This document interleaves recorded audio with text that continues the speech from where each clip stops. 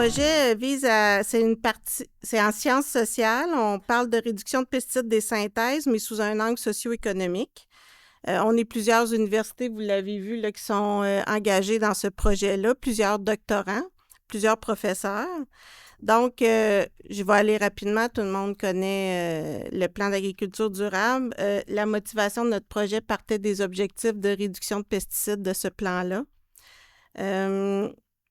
C'est pas évident, hein, réduire les pesticides, atteindre les cibles du plan. Malgré tous les efforts qu'on fait depuis des dizaines d'années, on n'a pas réussi à atteindre les objectifs qu'on s'était donnés. Donc, nous, c'est un petit peu sous l'angle socio-économique qu'on a décidé d'essayer de comprendre la complexité de cet objectif-là. Je vous rappelle rapidement les objectifs du grand projet. Hein, on est plusieurs là-dedans. On avait le premier objectif, identifier les freins et les incitatifs macroéconomiques et sociopolitiques pour atteindre les cibles du PAN. C'est les 3 premières phases de notre projet visaient principalement cet objectif-là. On a commencé et on vous avait présenté, Aminata Diagne, vous avez présenté déjà des résultats lors des derniers congrès, revues de littérature. On est allé voir ce qui se disait là-dessus dans le monde. Et c'est très contextuel, les explications. Donc, ce qui explique la chose au Québec n'est peut-être pas ce qui explique la chose en Europe ou dans d'autres pays. Donc, c'est pour ça qu'il fallait, malgré toute la littérature qui existait là-dessus, faire nos propres études au Québec. On a ensuite été sur le terrain avec des entrevues, des recherches qualitatives pour parler longuement aux producteurs, aux conseillers et faire des analyses de cas. On va vous présenter des premiers résultats de l'analyse de cas dans Maïs Grain aujourd'hui avec Denise et William. La 3e phase qui va commencer plus dans quelques mois, ça va être un sondage. Donc, on va avoir un excellent questionnaire parce que nos études qualitatives vont nous permettre de poser les bonnes questions pour avoir des données représentatives. Et la 4e phase, qui est plus associée au deuxième grand objectif de notre projet, qui était de prévoir les effets d'une réduction massive. Mustapha va venir nous parler des effets économiques reliés à ça. Donc, aujourd'hui, c'est donc des résultats préliminaires. On est très intéressé à voir vos réactions parce que ça nous permet là, de nous guider pour la suite. 19 producteurs et agronomes, une trentaine de personnes d'interrogés de 14 parties prenantes différentes qui sont concernées par les pesticides, pas juste des producteurs, des agronomes, mais d'autres. Des centaines d'heures d'entretien. Et Mustapha qui est plus avec une modélisation d'équilibre général.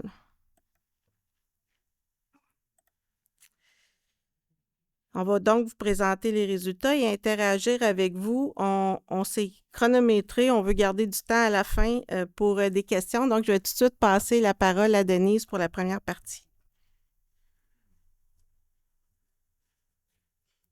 Bonjour à tous. Donc, moi, je vous présente un de mes articles de thèse qui porte sur la perspective des producteurs et des agronomes en lien avec la production de maïs, grains et soja. Donc, on sait tous qu'il y a peu de progression dans la mise en œuvre de la GIEC au Québec depuis plus d'une décennie et que les ventes des pesticides en agriculture sont quand même à la hausse. Et on se demande qu'est-ce qui pourrait comme aider à améliorer la situation. Mais tout d'abord, c'est quoi la GIEC? La GIEC, c'est une approche globale qui se fait en plusieurs étapes, qui permet de rationaliser l'utilisation des pesticides de synthèse. Donc, on priorise d'abord des mesures préventives et la surveillance est comme au cœur des étapes. Donc, on devrait prioriser la mise en place par la suite de mesures correctives légères, l'utilisation de biopesticides, de saclage et normalement, on devrait avoir recours aux pesticides en dernière étape. Mais on constate que dans le secteur de maïs, grains et soja, c'est vraiment la production pour laquelle la mise en œuvre de la GIEC est la plus faible au Québec actuellement. Et on se demande pourquoi. Donc, quand on regarde un peu dans la littérature, on voit qu'il y a quand même plusieurs facteurs qui peuvent jouer et qu'il y a des nuances en fonction des régions, des secteurs de production et aussi en fonction des contextes. Donc, la question que je me pose avec cette recherche, c'est de comprendre quels sont les verrous qui pourraient comme entraver l'adoption de la GIEC en maïs, grains et soja au Québec. Donc, pour faire cela, l'approche utilisée, c'était des entrevues semi-structurées aux producteurs et aux conseillers agricoles. Et l'étude de cas s'est faite vraiment dans la région de Montérégie, parce que c'est la région pour laquelle on a le plus de producteurs en maïs, grains et soja. Donc, c'était une participation volontaire. Les entrevues ont été faites l'hiver dernier, entre janvier et avril. Et on a eu au total 19 participants diversifiés, dont 9 producteurs et 10 agronomes. C'était diversifié en âge, en expérience agricole, en superficie aussi de la taille de la production. Et on a eu aussi des semenciers. Donc, c'était une belle diversité. Et en études qualitatives, on vise vraiment la saturation des données. Et on a saturé en information dans le sens où les 3 dernières entrevues qui ont été codées, il n'y avait aucune nouvelle information qui sortait. Et l'analyse thématique a été faite basée sur un cadre d'analyse que je ne vous présente pas aujourd'hui, mais c'est ça qui nous a aidé à coder les résultats qu'on a eus. Et on a validé tout cela avec la littérature grise. Alors, pourquoi l'adoption de la GIEC stagne actuellement au Québec? Il y a 3 sortes de verrous. Des verrous sociotechnologiques, des verrous institutionnels et des verrous individuels. Si on commence par les verrous technologiques, c'est parce que les technologies et les pratiques actuellement sont très ancrées au niveau des producteurs à la ferme. L'utilisation des OGM, l'utilisation des pratiques qu'ils ont déjà à la ferme actuellement. Et on remarque aussi qu'il y a l'exigence de qualité actuellement qui vient jouer aussi dans la balance. Dans le sens où, en production de maïs, grains et soja, pour produire les grains, on ne veut pas avoir de toxines, par exemple, dans la production de maïs pour l'alimentation animale, pour préserver la santé des animaux. Mais au niveau du soya IP, par exemple, il y a une exigence de qualité qui est un peu comme une exigence physique, on va dire, esthétique, voilà. On veut avoir du soja blanc. Donc, ce que ça fait, c'est qu'à la ferme, on ne veut pas avoir des grains tachés par la morelle noire. Donc, ce que ça fait, c'est que les producteurs se retrouvent donc du coup à utiliser plus d'herbicides pour comme prévenir pour le fait de ne pas avoir des grains tachés. Si on prend aussi le marché des produits, notamment le marché des intrants, les biopesticides, les alternatives sont plus chères. Et parallèlement, le producteur est face à un marché où le prix des grains n'est pas sous son contrôle, il est preneur de prix. Donc, ce que ça fait, il ne peut pas transférer cette différence de coût-là facilement dans le prix de son grain. En plus, on a remarqué aussi que la marge bénéficiaire à la ferme en maïs, grains et soja est faible. Donc, plus on est grand, plus on peut finalement comme se permettre de mettre en place certaines pratiques. Donc, cela aussi vient jouer. Si on passe au verrou institutionnel, on a remarqué qu'il y a 4 enjeux au niveau des services conseils actuellement. Non seulement il y a un manque de conseillers spécialisés en agro-environnement, mais en plus, les conseillers qui sont spécialisés manquent aussi d'expertise pour les pratiques adaptées à la GIEC. Donc, il y a un défi à ce niveau. Et le fait que le producteur peut se faire accompagner par plusieurs types de conseillers simultanément fait que si les conseillers n'ont pas la même vision, il reçoit comme un message incohérent. Donc, cela ne l'aide pas dans sa prise de décision à la ferme. Et on a constaté aussi, ça c'était quand même un résultat qui nous a comme surpris, un dysfonctionnement dans la logique d'intervention des services conseils. Je m'explique. Le fait que les conseillers affiliés aux industries de vente de pesticides ont comme un accès plus facile au prix de vente de ces pesticides-là. Et le fait qu'ils aient aussi une assurance commerciale qui va au-delà de l'assurance professionnelle, les conseillers non affiliés préfèrent du coup déléguer les prises de décision à certains conseillers affiliés. Donc, les producteurs, à ce moment-là, certains préfèrent finalement ne pas passer par leur club et aller poser directement leurs questions aux conseillers affiliés. Si on prend la dynamique de l'industrie, on a constaté que on met en place finalement des variétés. On crée des variétés qui sont comme à haut rendement, mais qui sont sensibles à des maladies. Et on véhicule certaines normes pour dire indirectement aux producteurs, parfois directement aussi, vous avez un bon cultivar, vous n'avez qu'à mettre du fongicide et tout sera sous contrôle. Et on a aussi les incitatifs financiers qui sont jugés limités par les producteurs, dans le sens où, si on prend le cas de la RPA, la rétribution des pratiques agro-environnementales et le prime vert, les producteurs trouvent que c'est des programmes qui sont comme temporaires, le budget est limité, alors que les problèmes auxquels ils font face sont structuraux et permanents. Donc, ils considèrent que c'est des programmes qui ne sont pas adaptés à leur réalité actuelle, donc pas suffisants. Et la SREC, qui est le programme d'assurance récolte, on trouve qu'elle n'est pas comme pensée pour comme favoriser l'adoption dans le sens où si le producteur décide de faire des tester certaines pratiques sur certains champs spécifiquement et qu'il a comme une perte de rendement et que cette perte n'est pas assez importante pour déclencher le programme, c'est comme si finalement il assume seul ce coût. Si on passe au verrou individuel, il y a l'aptitude des producteurs dans le sens où l'aversion au risque, si le producteur n'est pas apte à prendre des risques, s'il a une faible capacité à innover et qu'il manque de connaissances de la GIEC, avec sa vision, le scepticisme, tout cela sont comme finalement des verrous qui viennent comme créer l'inertie au changement qu'on constate dans le secteur de maïs grain et expliquer pourquoi il n'y a pas d'amélioration de cette mise en œuvre. Donc, tous ces verrous ensemble créent finalement un sentier de dépendance pour les pesticides et font que les producteurs, quand on parle de GIEC, ils voient la GIEC comme une pratique, une approche qui est complexe, qui prend du temps, qui est coûteuse. Et quels sont les principaux constats? Sur quoi on peut agir finalement? Il y a 4 constats qu'on a comme reliés aux étapes clés de la GIEC. En lien avec les mesures préventives, c'est finalement parce que les mesures préventives ne sont pas attrayantes que les producteurs n'ont pas recours à ces mesures-là. Donc, cela augmente à la ferme la pression des ravageurs et diminue la résilience des sols. Et cela crée finalement comme une dépendance croissante aux pesticides. Donc, il y a comme un cercle vicieux qui est en place à ce niveau-là.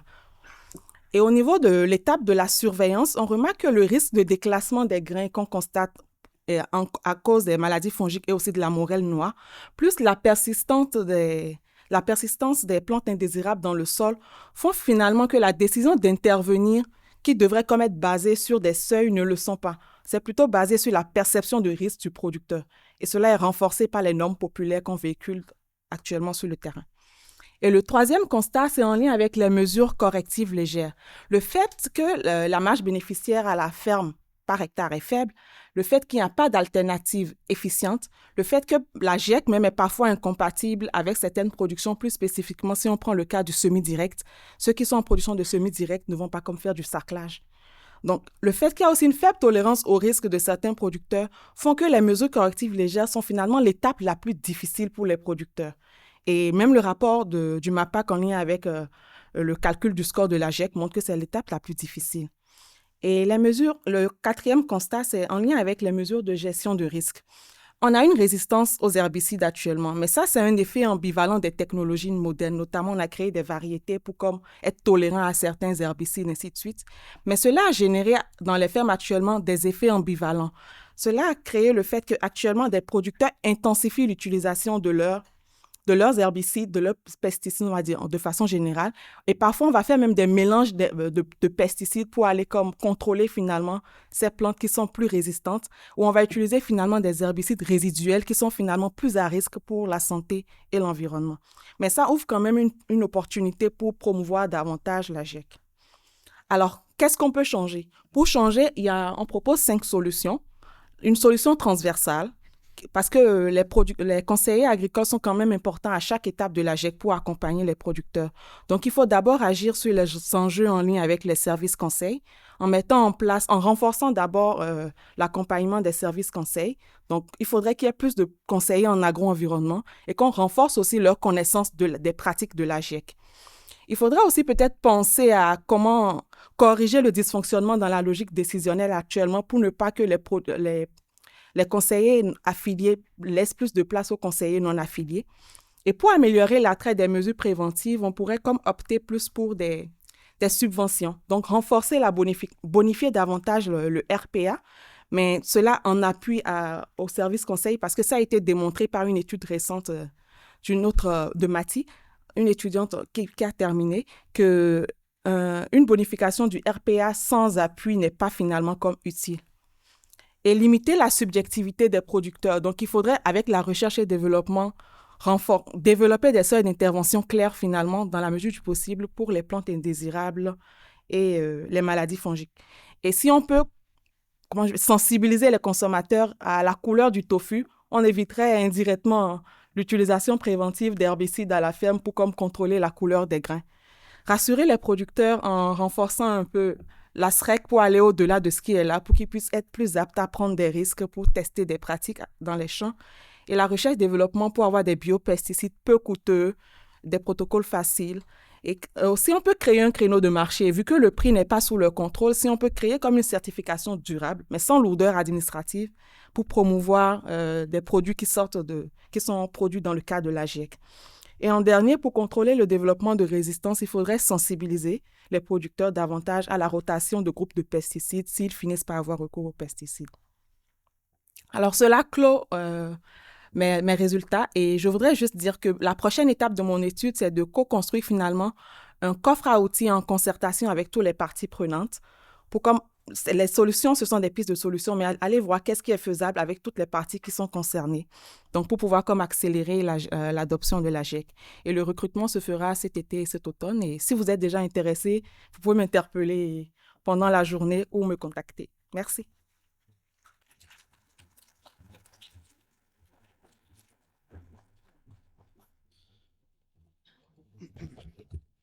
Bonjour tout le monde.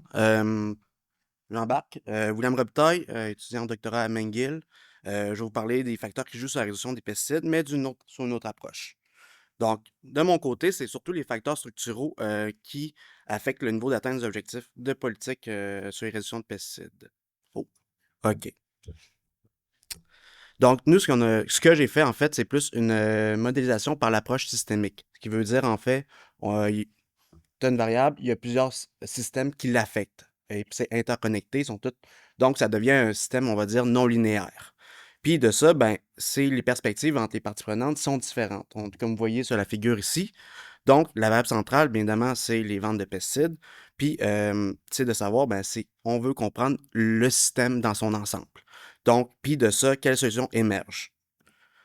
Donc, ce qu'on a fait, c'est des entretiens individuels avec les parties prenantes, qui ont duré environ 3 heures pour chacune, qui est vraiment de comprendre, ben, c'est quoi les facteurs qui expliquent les variations. Donc, de ça, ce qu'on a fait, c'est qu'on a construit une carte mentale qui comprenait de faire, avec des blocs-notes et des Sharpies, des liens entre les variables qui peuvent expliquer les causes, les effets, mais aussi les effets rétroactifs des effets.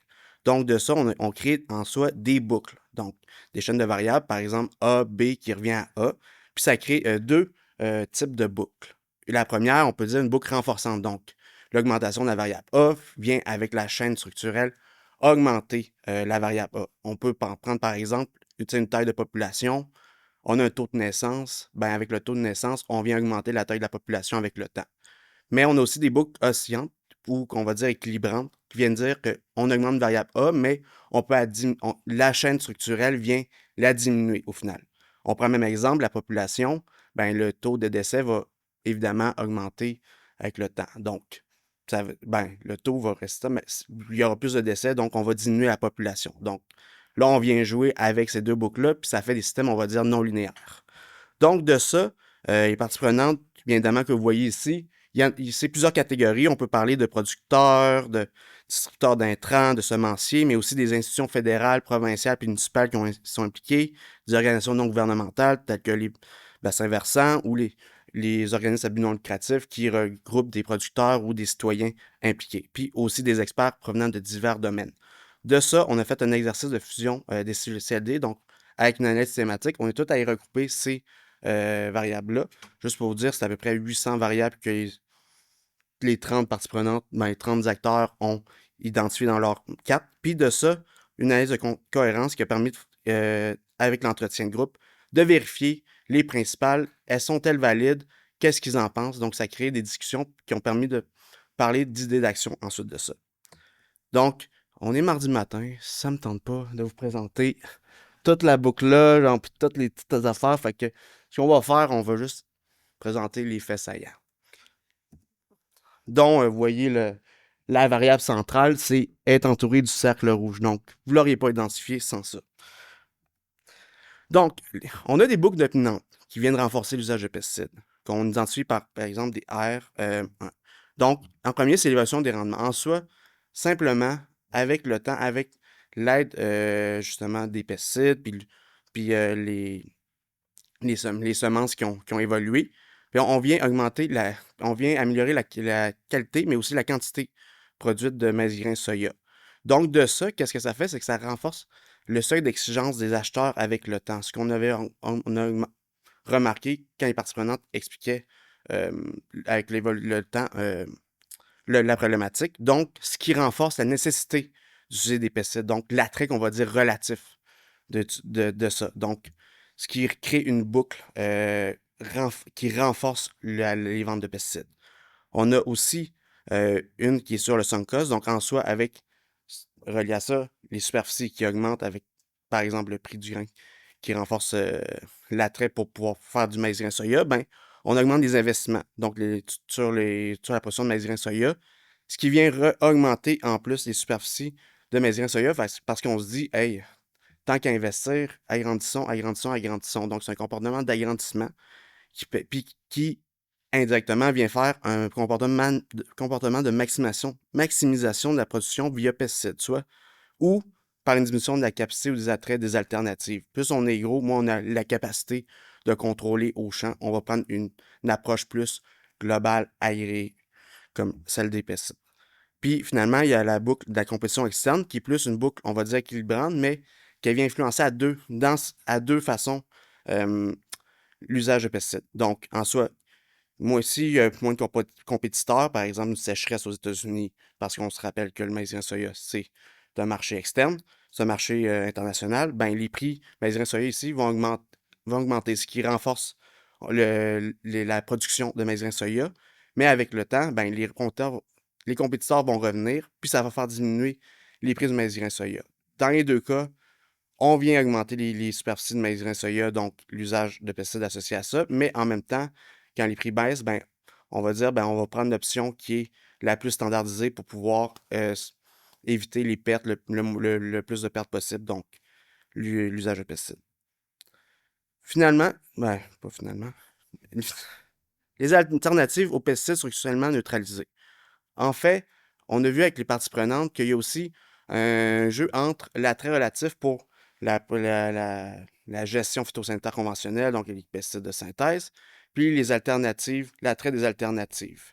Ça s'est exprimé sur plusieurs façons, mais au final, agrégé, c'est simplement que plus il y a un attrait pour les pesticides, ben, moins il va y avoir d'attrait pour les alternatives.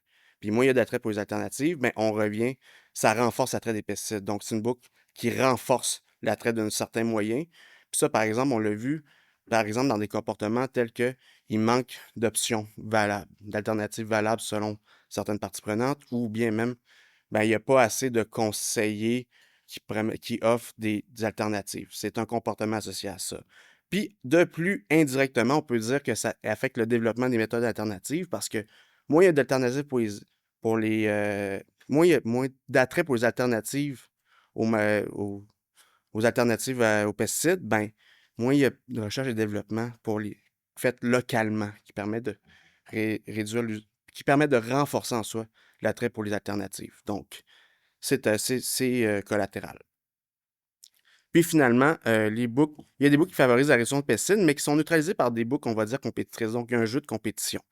Donc, en premier lieu, on peut parler beaucoup de mesures entreprises à la suite des effets constatés dans l'écosystème. Ben, avec l'usage du pesticide, avec le temps, on voit que les recherches démontrent qu'il y a certains effets néfastes sur l'écosystème ou on voit des choses tangibles au niveau des écosystèmes. Donc, ça crée de la pression locale ou des experts qui permettent de mettre en place des règles, des réglementations au niveau des institutions. Ce qui va diminuer, on va dire théoriquement, l'usage de certains pesticides. Mais ça, c'est aussi neutralisé, on va dire, par une boucle R6, donc les lobbies puis pression politique. Donc, en soi, bien évidemment, avec les ventes, on vient augmenter la recherche-développement puis le lobbying associé à, par exemple, l'homologation, l'adaptation par rapport aux réglementations en place, ce qui vient en soi remonter, en fait, la vente de pesticides, mais aussi diminuer un peu les effets des réglementations restrictives. On peut parler, par exemple, de l'atrazine, qui a été comme remplacé par quelque chose d'autre. Puis, finalement, le développement des résistances, bien évidemment, avec l'usage de pesticides, ça a été constaté, par exemple, surtout pour le glyphosate, il y a eu le développement de résistance. Qu'est-ce que ça fait? Normalement, ça devrait diminuer l'attrait pour ce produit-là, mais avec la boucle R2, donc l'adaptation de l'offre des produits phytosanitaires qui s'est passée, on a une apparition de combinaison de mix d'ingrédients actifs qui permet de contrer les effets de cette résistance-là, puis de maintenir les ventes de pesticides. Par exemple, on va beaucoup parler là, récemment de mixer le glyphosate avec du 4D ou du dicamba, par exemple. Ce qui a été mentionné par certaines parties prenantes. Puis, de ça, ce que ça fait, c'est qu'à la fin, on a parlé d'idées d'action. Donc, en soi, c'est renforcer les boucles qui favorisent la réduction de pesticides sur lesquels on peut agir. Donc, en soi, c'est sur la boucle R4, donc le développement et soutien des méthodes alternatives, pour inverser la boucle R3, qui est la compétition entre les moyens, les alternatives pour les euh, la gestion phytosanitaire. Donc, des projets pilotes sur la GIEC, des alternatives, l'accompagnement terrain, donc des cohortes, des laboratoires vivants, des comités de pratique, la valorisation des innovateurs, surtout dans le cas des maïs grains soya, alors que dans certaines places de la région de la Montérégie-Est, on voit beaucoup pas une dynamique qui permet de renforcer la valorisation des innovateurs, ou on peut parler aussi des nouveaux marchés, du financement environnemental simplifié, de la protection des conseillers agronomiques qui prennent des risques en proposant des méthodes alternatives ou en faisant des projets, des essais-erreurs. Et on a aussi mitigé les effets du R8, donc prise en charge publique du risque de changer les pratiques agricoles, donc des assurances, des rétributions basées sur une réduction des indices de risque de santé et environnementale, une mutualisation des équipements, et finalement intervenir sur l'écosystème qui neutralise l'exercice, donc une réforme réglementaire au niveau de l'ARLA, puis l'implémentation des bandes riveraines. On dit ARLA parce que pour les groupes qui sont plus, mettons, dans le développement des alternatives, on considère que structurellement, on est désavantagé. Les règles du jeu ne sont pas les mêmes que par rapport à l'industrie, on va dire, dominante. Puis finalement, il y a aussi la taxation de pesticides. Donc, c'est ça. Merci.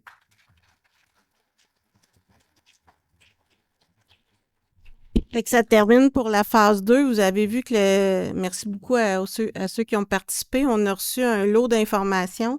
Beaucoup confirmaient la littérature, mais on a reçu des choses qu'on n'avait pas vu venir, qui étaient pas couvertes par la littérature. Fait que là, on va tout gérer ça, poser des questions dans un sondage, confirmer ça avec nos experts pour aller vers les prochaines étapes. Là, on passe à la phase 4 avec Mustapha. Je pense qu'on avait mis une question. Oui. Peut-être juste tester le système. On vous demande, supposons que le prix des pesticides double au Québec. Selon vous, de combien l'utilisation des pesticides serait-elle réduite? Alors, on semble avoir une majorité autour de 16%. Je laisse Mustapha pour la suite qui répondra à votre question.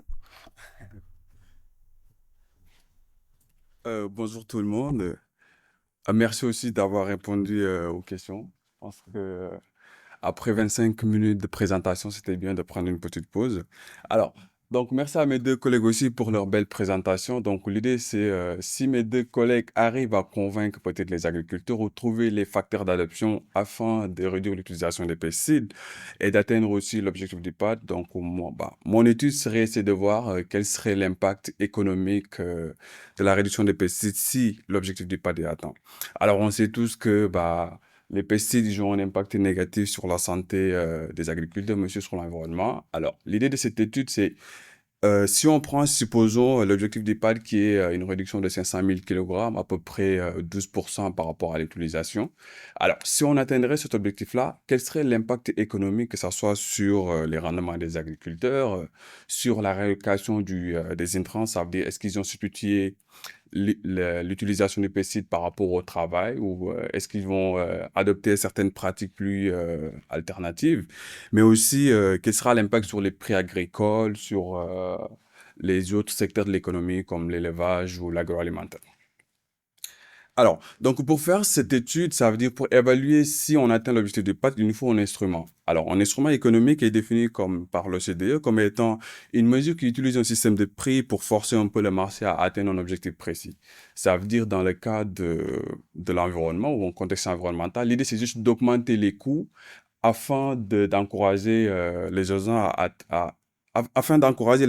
à réduire les externalités pour atteindre cet objectif-là. Alors, donc ici, il y a plusieurs instruments qu'on pourrait utiliser. Donc, le premier serait une taxe spécifique ou peut-être une redevance ou peut-être un droit associé ou des permis d'études. Alors, pour cette étude-là, nous allons utiliser une taxe sur l'utilisation des pesticides. Alors, c'est un instrument qui est souvent utilisé en économie, donc ça marche des fois très bien pour évaluer certaines politiques, mais aussi c'est utilisé sur les politiques de réduction des pesticides dans d'autres pays. Alors, donc j'ai posé la question sur le fait que si on doublait les prix de l'utilisation des pesticides, quel serait l'impact sur la réduction des pesticides? Alors, donc moi, j'ai utilisé les données de l'utilisation des pesticides pour différents types de fermiers au Québec, donc ce sont fournis par SECPA, et j'ai su regarder l'évolution des prix des pesticides. En regardant les deux, maintenant, on peut essayer de voir si les prix varient, quel sera l'impact sur l'utilisation des pesticides. En évaluant ça, on a trouvé comme une sensibilité qui est égale à 16%. Donc, ça correspond un peu à votre réponse. Ça veut dire que si les prix doublent, la réduction qu'on va observer est de 16%. Ça, quand même, ça reste quelque chose de faible. À part de ça, j'ai pu calibrer ma taxation. Ça veut dire qu'une taxation de 80% de l'utilisation des pesticides nous permettrait d'atteindre l'objectif du PAD. Alors maintenant, on sait qu'on peut atteindre cet objectif-là. Donc la fin, c'est de voir quels seront les effets maintenant économiques de cette politique.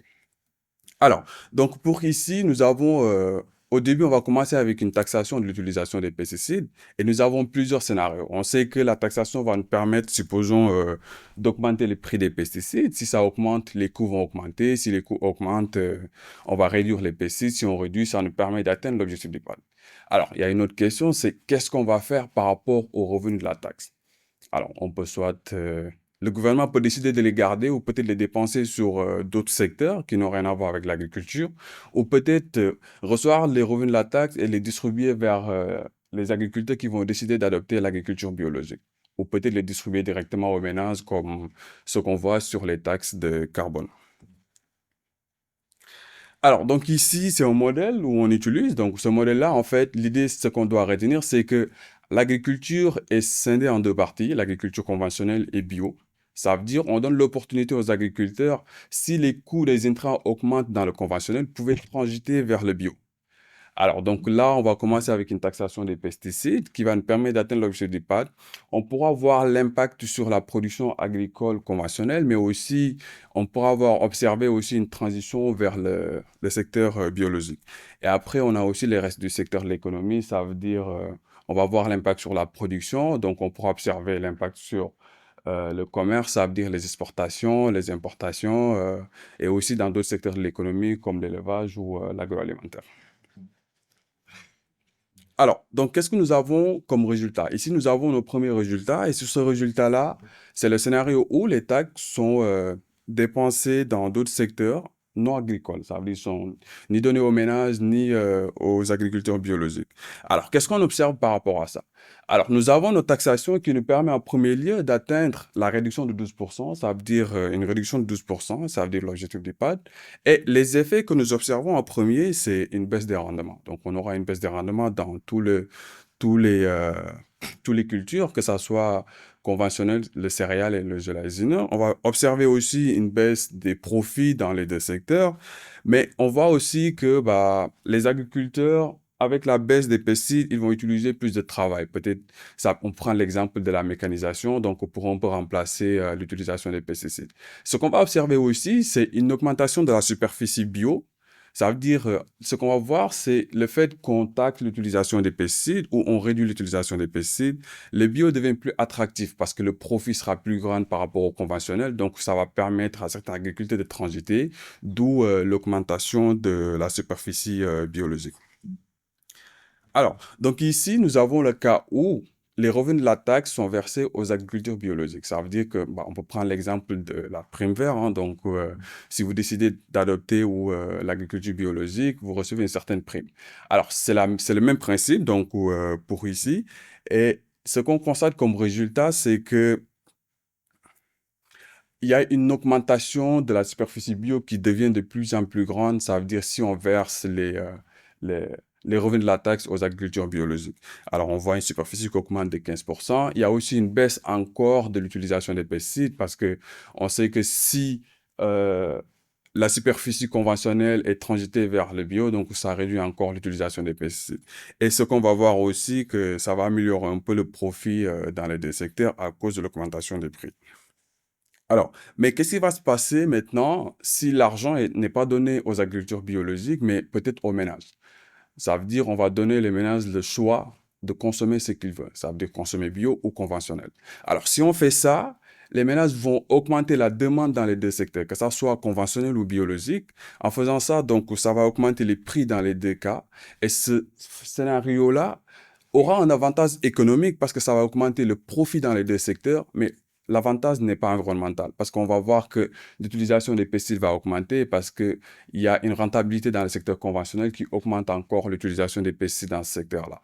Donc, ça veut dire sur ces deux scénarios, il y a deux différences. Si on donne l'argent aux agriculteurs biologiques, il y a un avantage environnemental. Mais si on donne l'argent aux ménages, il y aura un avantage économique sur les deux secteurs, que ce soit bio ou conventionnel.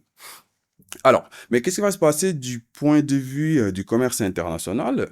Donc, on avait vu que la réduction de l'utilisation des pesticides a un impact sur la production, donc ça va baisser la production. Alors, si la production baisse alors que la demande reste la même, les gens ne veulent pas diminuer leur consommation, bah, il faut qu'on importe des biens pour remplacer ça. Alors, donc ce qu'on va constater, c'est qu'il y a une augmentation des importations, que ce soit en provenance du reste du Canada, dans d'autres provinces, ou peut-être en provenance du reste du monde.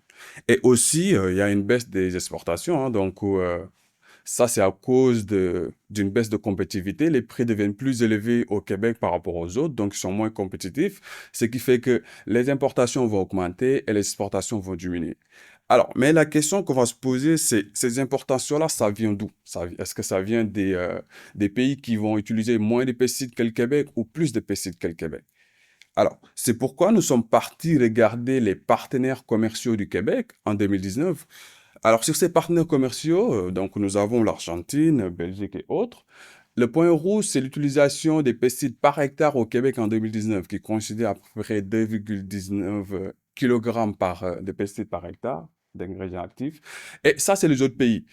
Alors, ce qu'on voit, c'est que sur ces partenaires commerciaux-là, ils utilisent toujours plus de pesticides que le Québec. Donc, ça, en fait, ça soulève une question, ça veut dire, est-ce que ça peut soulever une question de compétitivité ou est-ce que ça peut soulever une question de concurrence déloyale? Ça veut dire, on veut réduire l'utilisation des pesticides alors que nous, au Québec, on a un niveau plus bas que les autres et ils vont importer des biens qui sont produits avec une utilisation de pesticides plus intensive. Donc, c'est une question qui se pose en France, donc il y a plusieurs grèves par rapport à ça, donc peut-être ça pourrait arriver. Donc, la prochaine question serait que je vais vous poser, ça va être en rapport avec ça. Donc, est-ce que vous allez trouver le fait que on veut réduire l'utilisation des pesticides au Québec alors qu'on importe aussi des biens qui sont produits avec l'utilisation de pesticides de façon très excessive? Alors, pour le prochain, je vais laisser la parole à mon prof pour vous faire le résumé de ce papier.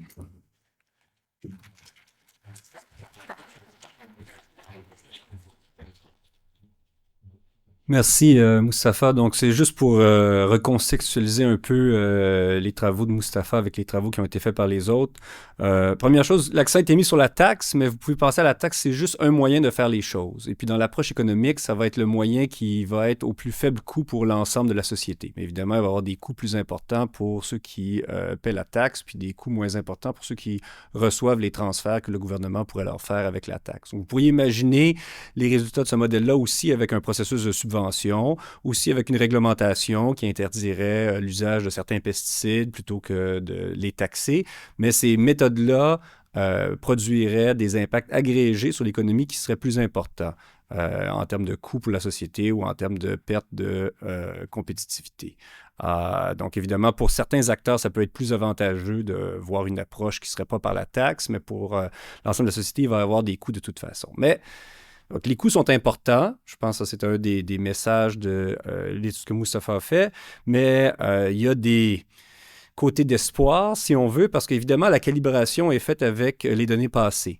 Fait que tous les verrous qui ont été identifiés par Denise, ils sont encore là. Ils sont dans le modèle. Les actions qui sont prises ici par les producteurs, c'est sujet à ces verrous-là qui sont implicitement dans les données qu'on a utilisées pour faire la calibration. Fait que les coûts peuvent être diminués si on trouve des façons de faire sauter ces différents verrous-là. Mais ça reste après ça à encore être mis en application. Puis après ça, pour nous, de refaire une analyse quand on a des exemples probants d'élimination de ces verrous-là pour voir quels vont être les coûts à ce moment-là d'atteindre les objectifs de la politique.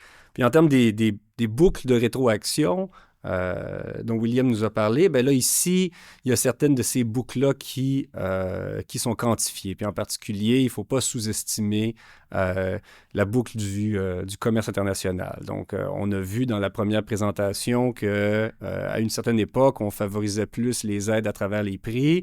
Puis disons que l'ouverture au commerce a défavorisé ces approches-là pour favoriser des aides plus directes. Nous, on ne parlait pas ici du tout des secteurs sous gestion de l'offre, mais on reste un des rares endroits qui fait encore cette approche-là par gestion des prix. Je pense que ça va être des questions qu'on va devoir se poser dans le contexte de commerce. Si on veut atteindre des objectifs, il ne faut pas être naïf par rapport à ce que font nos partenaires commerciaux. Merci.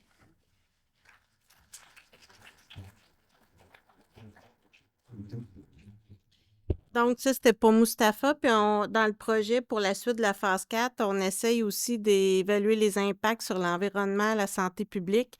C'est un petit peu plus compliqué. Il y a moins de données. Fait qu'on espère qu'on va quand même réussir d'ici la fin de la projet. Là, j'ai une grosse question qui demande une grosse charge mentale, là, mais vu que vous avez... On a essayé de réduire les choix de réponse, mais on a fait notre possible. On voulait tester avec vous, si vous aviez à choisir les 3 plus pertinentes solutions pour réduire les pesticides, l'utilisation des pesticides au Québec sur le long terme, quelles parmi celles-là vous choisiriez? Donc, c'est quand même assez bien réparti. Il y a quelques soutiens financiers, services conseils, recherche, innovation, programmes de gestion de risque adaptés qui ressortent un peu plus. Mais on voit que vous avez une approche de panier d'outils diversifiés. Je vais passer rapidement celle-là parce qu'on commence à manquer de temps. Puis, sur la question qui était plus de Mustapha, selon vous, le fait de réduire l'utilisation des pesticides au Québec tout en important des produits agricoles issus de pays ou régions utilisant davantage de pesticides? Je pense que c'est assez clair. Alors, je vais me permettre de conclure avec... là, on était vraiment... La recherche qualitative, ça permet 2 choses. Ça permet d'aller chercher la perception des gens sur des problèmes. Il faut comprendre que c'est des perceptions. Puis ça permet aussi d'aller chercher de l'information qu'on n'aurait pas autrement à travers des sondages, à travers des revues de littérature qui viennent vraiment des gens de terrain. Donc, on est rendu à cette étape-là, mais déjà, on peut voir qu'il y a des verrous socio-économiques. Si on regarde notre producteur agricole à droite, qui a une réduction qui est dans une boucle, un verrou, où il est dans une approche de réduction des risques à court terme, des exigences de qualité qui l'amènent à utiliser des pesticides. Un modèle de production finalement basé sur des pesticides. Il est dans aussi un contexte de garder sa compétitivité face aux grands pays producteurs de grains, de maïs, soya.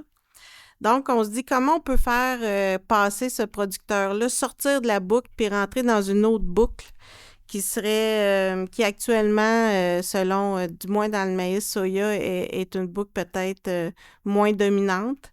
La boucle de la gestion intégrée des ennemis de culture où les exigences de qualité pourraient changer, du moins pour certains créneaux de marché, où on aurait plus une approche de réduction des risques à court, mais aussi à long terme, de voir son risque de perte de rendement sur le long terme, de réfléchir en optimisant avant de maximiser. Et d'être dans une approche de prévention des ravageurs pour limiter le plus possible les interventions. Par contre, vous voyez que le producteur, dans sa mimique, n'est pas tout à fait rassuré encore. Faire ça tout seul comme producteur à la ferme, c'est pas évident. Donc, on s'est dit, qu'est-ce qu'il faut mettre autour comme contexte du producteur pour qu'il puisse arriver dans cette boucle-là à moyen-long terme. Donc, on voit, nos études jusqu'ici mettent vraiment en évidence le rôle de l'accompagnement, le service conseil. Il y a toutes sortes aussi de questions qu'on se pose, puis on est en train de la poser dans d'autres questions de recherche sur le rôle des agronomes. La recherche, on est dans un contexte pas facile ces temps-ci pour la recherche, mais c'est quand même une base incontournable. Formation, soutien financier, des nouveaux marchés, un peu les choix de réponse que vous avez vus tantôt aussi, au niveau de la gestion des risques adaptés, des règles d'homologation qui favoriseraient les alternatives aux pesticides de synthèse, les réglementations et peut-être des taxes, mais vous avez vu que quand tu réfléchis à des taxes, tu ne peux pas le faire n'importe comment, c'est pas une solution magique. Donc, ce qu'on voulait aussi vous montrer, c'est que, et là, on vous a montré le cas du maïs-grain, mais il y a aussi Maxime Telliard, un étudiant, qui a fait le cas de la canneberge, parce qu'on a voulu comparer la canneberge, c'est ceux qui ont adopté le GIEC le mieux possible, puis le maïs-grain, c'est ceux qui sont les plus lents à l'adopter. Fait qu'on s'est dit, on va essayer de voir ce qui se passe entre les deux. Ce qu'on retient de la GIEC, puis on est en train de du cas de la canneberge, pardon, puis on est en train de le creuser un peu plus avec mon collègue Romain, c'est que le rôle des mésostructures, qu'on appelle dans notre langage de sociologue, là, mais c'est tous les groupes de producteurs, les services conseils qui font la traduction finalement entre ce qui se passe au niveau macro, que ce soit des règles de marché, des réglementations, la recherche et innovation. Ils traduisent tout ça vers le producteur, puis ils ramènent ce que le producteur pense vers le macro. Puis ce rôle-là, dans le secteur de la canneberge, est sorti vraiment comme majeur. Et dans le secteur de maïs-grain, c'est beaucoup plus faible comme l'organisation de ces mésostructures-là.